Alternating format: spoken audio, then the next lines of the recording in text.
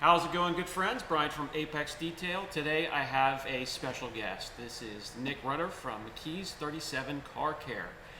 And today we are going to discuss some myths, misconceptions, misunderstandings about ceramic coatings. Brian, it's great to meet you in person. It is great finally. to meet you in person. Been a big fan of the channel, and I have to do a shameless plug. If you're not a subscriber, click subscribe, right? I appreciate that. And we'll bring you content on a regular basis. Cool. Let's get right into it, as I normally like to do. When it comes to myths, misconceptions, misunderstandings about coatings, a lot of the times they come from detailers and applicators themselves. We'll bring some of those up. We're also going to share some of the benefits and rewards you get from a ceramic coating. So it's not going to be all negative. The first one I would like to bring up, preventing scratches. Do coatings swirl? Yeah. So that's a common question, and Brian and I were talking before we filmed, so there's a lot of Facebook ads or YouTube ads from a lot of companies that are overseas, and it's more like a one and done type of company where if it sounds too good to be true, it usually is, but people fall for it, and they buy it, and then they get the product and they realize that it's not actually what was advertised, and it doesn't work as intended. So do coatings actually prevent scratches? Well, the answer is technically no, they don't. Now, you can say on a microscopic scale in a controlled environment that possibly, yes, they are more scratch resistant than your clear coat, but clear coats come in all different types of harnesses. So it's really difficult to give like a black and white answer and say, yes, absolutely. If you put this coating on, your vehicle is going to be scratch resistant. It's really not realistic. Yes, and as a detailer, I can share that they can swirl. They do need a bit of care. You can't just coat your car and wash it with a brick. Yeah, exactly. The second myth and misconception I'd like to jump to next is rock chips. Do they help at all with rock chip? No, not at all. So that's something, I've been doing this for 13 years. I'm the manufacturer of the McKee 37 line, but we also sell other brands' products on our sister site, AutoForge. So we get a lot of different questions, and rock chips, that's something that it's frustrating. I mean, you're clearly a car guy. I'm a car guy. Nobody wants rock chips, but a coating, if the clear coat is not going to resist the rock chip, then the sacrificial barrier that you put on top of it is not going to resist rock chips either. So no, it does not protect against rock chips. And there is nothing more disheartening than that first rock chip, especially on a brand new car or a car that's new to you. One thing that may help you that has nothing to do with a coating is paint protection film, but there's nothing that is impervious. That's just one thing we would like to get across today. The next topic we would like to cover that can be a misconception is how much are we topping the clear coat? How much thickness are we providing? Is it 1/4 of a mil? Is it 1/2 a mil? How would you like to address that? So during our testing, because we manufacture a couple different ceramic and graphene coatings, like for example, our Pro Coat 2.0, this is our most durable coating that we manufacture, Brian, and we rate this for 10 years. And I often joke around and I tell people, when you see coatings, some say 1 year, some say 3 years, some say 11 years. Why is it never 9 years, 11 months, 12 days, 13 hours, and 24 minutes? Well, it's because, it's you want to have a nice solid number. Okay, at 10 years or 3 years, it's not magically just going to fall off. Now, coatings do add a thickness. In our testing, to get back to what I was saying, this particular one, depending on how much you apply and how much you wipe it off, it's between 1 and 2 microns. So microns, it's much, more accurate, and it's a much... It is.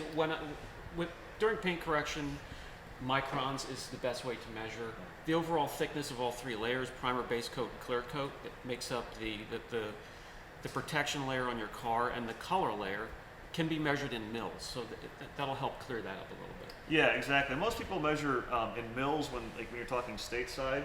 Most countries in Europe, they talk about microns. So like the clear coat thickness, for example, this one could be mils. This would be about 3 mils. That's how thick your clear coat is on most vehicles.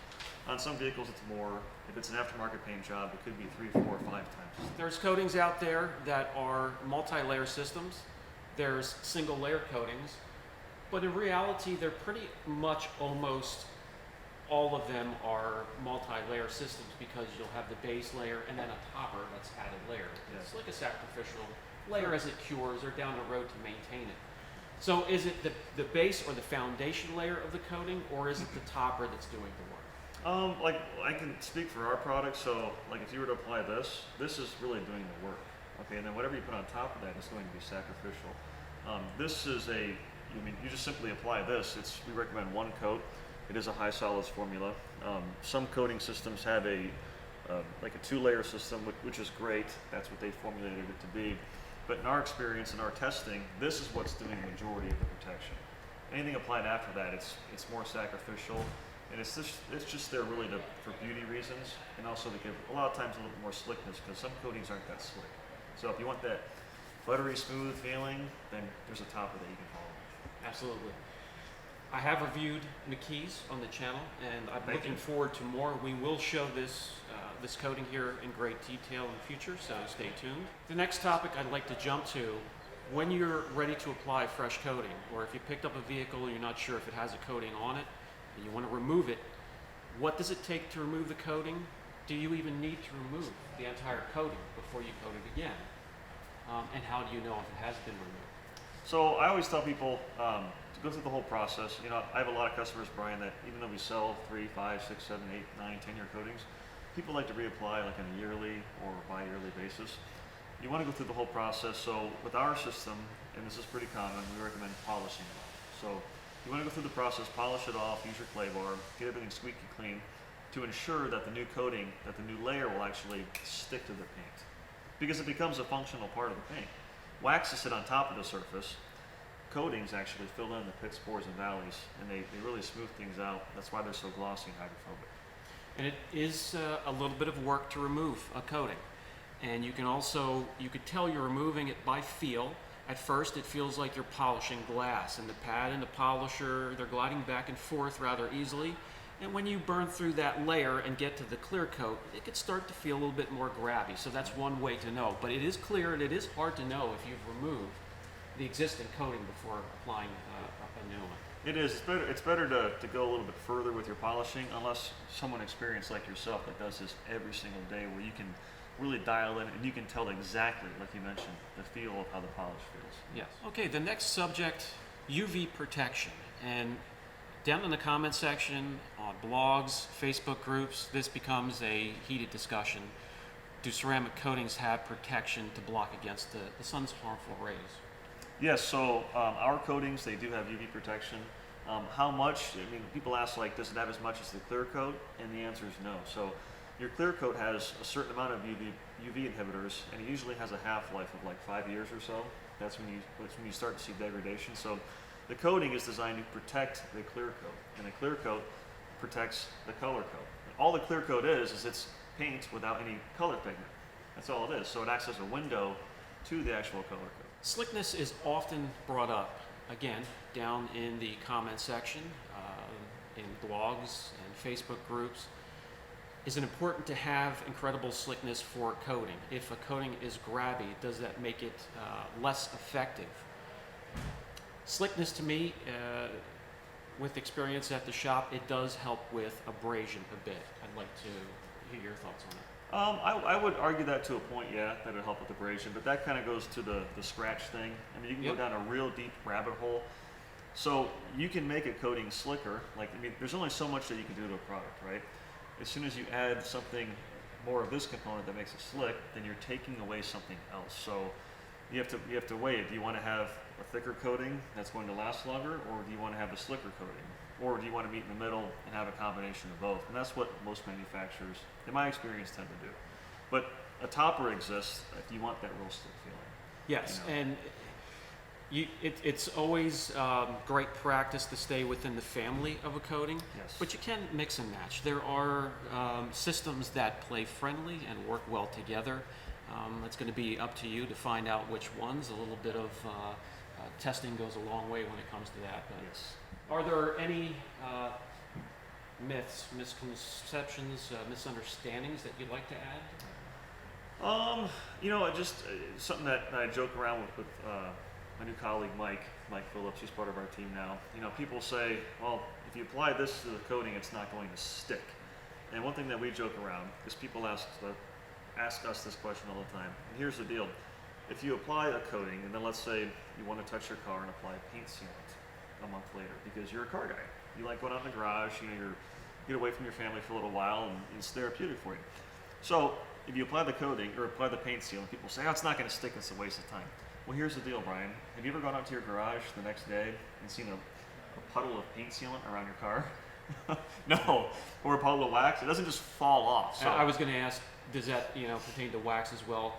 Customers that get their cars coated or wrapped, they still like to interact with their car. They do, and yeah. put wax on top. They do. I've had some people, Brian, where it's like, well, I got my car coated now. I'm afraid to touch it. I paid all this money for this, and it's like, no, go out there and do something to it. But keep in mind though that if you do apply a coating, regardless of the brand, or if you have someone like Brian install a coating, if you apply certain products, they will actually hinder the performance of the coating. You'll take a step backwards with some. You will, absolutely. So if you apply Billy Bob's inexpensive paste wax from the dollar store, because you like applying, it's going to hinder the coating. It's going to affect the hydrophobic nature of it and the protection and everything too. So you just keep that in mind and stick with the system like Brian mentioned. Excellent, very good. Now we're going to go with the benefits of a coating. And there are many, from gloss to the slickness that we mentioned. The one I would like to touch upon is how they keep the car and the surface of the car cleaner longer, and how it's easier to wash your car and get it clean if it does get gooped up with traffic film and anything that can splash up into the car after it rains. Maybe you can explain some of the strengths of your coating as to how it keeps the car clean for us? So it reduces surface tension, number one, which that's standard for any coating. Okay, so basically when water hits the surface, it beads up and or it sheets and it gets off the surface. So the dirtiest part of your vehicle, or the time that your vehicle is most susceptible to getting dirty, like we were talking, is just after it rains, or if it's a real light mist. The road is dirty, it's wet, and as you drive, your tires were going to pull up the road film, which you mentioned road film, off of the street. It goes on the side of your cars. Now traditionally, a wax is going to hold on to that road film much stronger, okay? But a coating, once it rains or if you wash it, it comes right off. I've had times where I've driven to work and I get to work and the side of the car is dirty. Not as dirty as if it were wax, and then it rains, because in Florida we have that 3 o'clock rain every single day, and it looks like the car is washed. So the biggest benefit of a coating to me is how easy it is to maintain the vehicle when you wash it, and how much cleaner it stays in between washes. So nothing really wants to stick. Yeah, the coating is great for deterring things from bonding to it, and making the surface feel rough. So that's a great benefit. There really is nothing that matches the look of a coating to me. The depth, it enhances what's underneath it.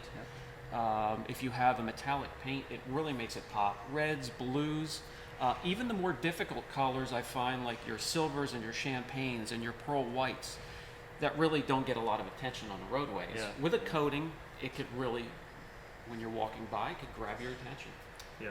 I do look forward to showing more products on the channel from McKee's 37. Anything new and exciting besides the coating here we can look forward to? We're always coming out with something new, Brian. That's and what you know have to me, do. I am a junkie for detailing products. So Yeah. We'll I help can't feed wait. your addiction, Yep. So but just visit mckeys37.com and sign up for the newsletter. And of course, there's other places you can buy the products too, including Car Supplies Warehouse. They're an authorized distributor, but I'm a big fan, Brian, of saying find a brand that you like and stick with it. And detailing is supposed to be fun. I think that too many people make it rigid, and they look at it with too much logic, and they remove that fun aspect. So it's like you said, you're a junkie for this stuff. It's fun, enjoy it, right? if you're watching, I know they're a junkie too. Because Yeah, most of exactly. my audience, they are definitely car guys. I gotta tell you, it has been a pleasure. This has been a long time coming to get to interact with you in a video. A great guy here, great product line. I'm gonna put a link down below so you can look into all of these products and more. And I'll catch you guys in the next video. Take care. Thank you. Thank you, sir.